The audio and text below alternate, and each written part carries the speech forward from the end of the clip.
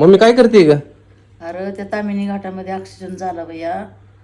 त्याच्यामध्ये 6 जण मेले. त्या आईवडिलांनी काय करायचं आता? रात्रीचा प्रवास टाळायचं असतं.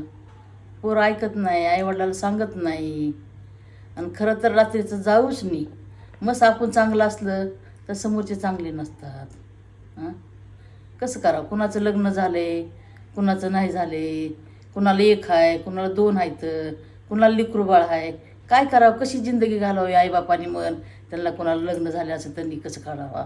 आईवडिलांनी सांगायला पाहिजे, पोरांनी पण ऐकायला पाहिजे. प्रवास करा, दिवसा फिरा, पण रात्रीचं नाही फिरायचं ना. कशी जिंदगी जायची आता आईवडिलाची? काय हाल आहे त्या आईवडिलाचे? हां, अख्खं आयुष्य त्यांच्यासाठी केलेलं असते. कसं होणार त्यांच्या जिंदगीचं? फिरा ना दिवसा. तुम्हाला फिरायला बंदी नाही कोणाची, पण रात्रीचं नाही फिरायचं. रात्रीच्या मोठ्या गाड्या असतात, पेलेले लोक असतात, त्याच्यामुळे रात्रीचं सहसा टाळायचंच. दिवसा फिरा ना तुम्ही, सकाळी लवकर निघा, बरोबर होते सगळं फिरणं.